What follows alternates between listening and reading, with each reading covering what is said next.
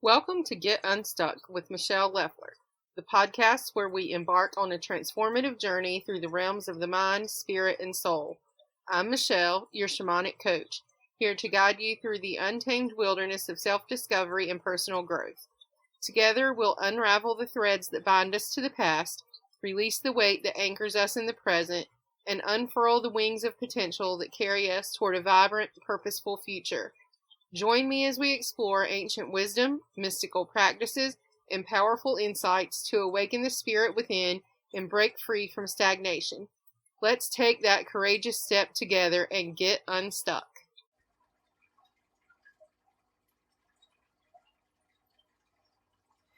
Today we're going to talk about friends and different types of friendships. But before I get into that, I want to say that I have a cold as I'm recording this, so I probably sound nasally and just not my general self because, well, I'm not my general self and I'm quite nasally right now. But anyway, got that out of the way as a little bit of housekeeping. So now to talk about friends and friendship. Last week, I was talking to one of my friends, and I mentioned that I was a little lonely that day because because I am, or I tend to be, the background friend in a lot of my social circles.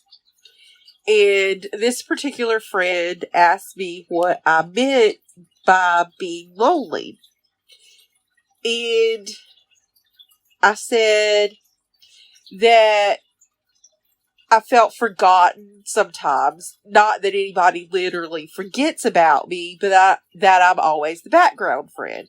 And that's when she said that she had never heard of that. So I explained it as being there are inner circle friends and then peripheral friends, and that it happens even if people don't think about it. So we talked about it a little bit more, and I mentioned that when you have something to talk about, whether it's something good or bad, who do you go to? Do you go to the same friends all the time, or do you go to your whole circle of friends to talk about this thing? And I said that it's not good or bad having peripheral friends or being that background friend. Either way, it's not good or bad. It's just how it is. Because nobody holds all of their friends in equal status. And it wouldn't be possible to do that because we can't pour ourselves out to everyone equally. So after talking about it, I looked it up online to see what other people are saying about background friendships, because I know I'm not the only one. And of course I'm not. It comes up on Urban Dictionary, actually. Peripheral friend does. And it can be described as a peripheral friend or a background friend, either one. But the actual term peripheral friend does show up on Urban Dictionary. It says that it's a friend who is outside the center of your social circle, but is still just as important to you.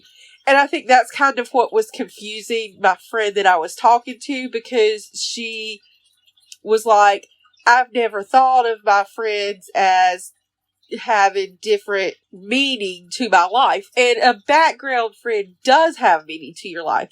It's somebody that you consider important and that is one of your friends. It's also on Urban Dictionary as a friend on the boundary of your social space. So that's Urban Dictionary. And we all know Urban Dictionary. Or if you're not familiar with Urban Dictionary, go take a look at urbandictionary.com. I'll link to it in the show notes, whatever. But it's where you go to find out the common meaning of things. It's not like the official Webster's dictionary definition of anything. But I also came across an article on Psychology Today, and I will link to that as well. And this article is from 2021, so it's a couple of years old by now. But this article on Psychology Today talks about 7 basic types of friendships and all of them having value. I'm not going to read this article during this podcast. I'm just going to give you an overview of what the 7 types of friendship are that it goes into. And then if you want to read it, like I said, the link will be in the show notes. But it talks about lifelong friends, which I think we can tell from the name what that is. Best friends. And I find it interesting that this came up in my life at this time because I have another friend who also does a podcast. And one of her recent episodes was about why she doesn't like the term best friends. I haven't listened to it yet. I'm going to do that. And I will even link to her podcast episode in my show notes. So check that out if that interests you. But back to the Psychology Today article. Lifelong friends, best friends, close friends, social group friends, which is friends you socialize with, but with whom you are not particularly close. Then there are activity friends, which are friends with whom you engage in specific activities, such as gym buddies, members of your book club or dinner club, church circles, so on and so forth. Then friends of convenience, which are the people you might share carpooling duties with, your sports team parents, neighborhood groups, things like that. And then the 7th being acquaintance friends, people at work, people you see each day when you're walking your dog, people you speak to, but not about anything of consequence or anything really personal. So for me personally, out of these 7 types of friendships that Psychology Today, or that is mentioned in this article on Psychology Today, the one that most closely that a background friend would fall in would be the activity friends, the friends with whom you engage in specific activities. So for me personally, when I'm talking about a background friend, or when I say that I feel like a background friend, I'm talking about the friend that is invited to things, the friend who is part of a social circle, but outside of the group as a whole is not the friend that somebody calls on. So the background friend is not the one who gets called for a spontaneous hangout. So if you are having a day, whether a good day or a bad day, whatever, and you really want to just hang out with a friend right then or that evening, and you call up a friend, the friend you call for a spontaneous date for that evening is generally a close friend. It's not the background friend. So I was saying, when this whole thing came up with the friend I was chatting with, I had mentioned being the background friend in all of my social situations. I am not the one who is called for a spontaneous get together. I am usually involved in groups as a whole. Friends, I have friends obviously, and I hang out with my friends, but generally it's for coordinated group activities. And when I do hang out with friends one-on-one, it is planned ahead of time. We set a mutual agreed upon date and time to get together. And that's fine and well and good. But sometimes I feel like it would be nice to have somebody to spontaneously get together with. So if you are that kind of person, if you are the background type of friend, the friend who is on the periphery, and you feel stuck in that situation, you feel stuck in being that kind of friend, and you would like to have a friendship that is more close than that, you're not alone. And I promise I'm not alone when I say that. I am a background friend, and I promise that you're not alone in feeling like a background friend either. As a matter of fact, I had found another article. I will also link to that as well, from 2019 where someone was talking about being a background friend and what it felt like. So I'm not really going to talk about much from that article, but I did want to mention it because it does say that there are thousands of people apparently who feel like background friends, maybe even millions of people. I can't remember exactly what it said, but I will find that article again and I will link to that as well in the show notes if that's something you're interested in reading. So that's to say, I promise that if you feel like a background friend and you're stuck feeling that way, you're not alone, because a lot of people feel that way. But you don't have to. If you would like to have a deeper friendship, you can cultivate that kind of friendship. The next time you want to have a spontaneous outing with someone, just message a friend, call a friend, however you reach out to your friends, whether it's through text, through instant messaging, phone calls, whatever. I'm notorious for not calling my friends, and my friends don't call me either because we don't like to talk on the phone.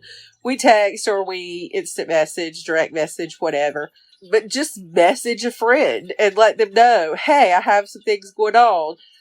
Would you like to get together to chat? Maybe they can't get out and actually meet with you in a physical space, one-on-one, but maybe you could have a chat session right there through text message or whatever.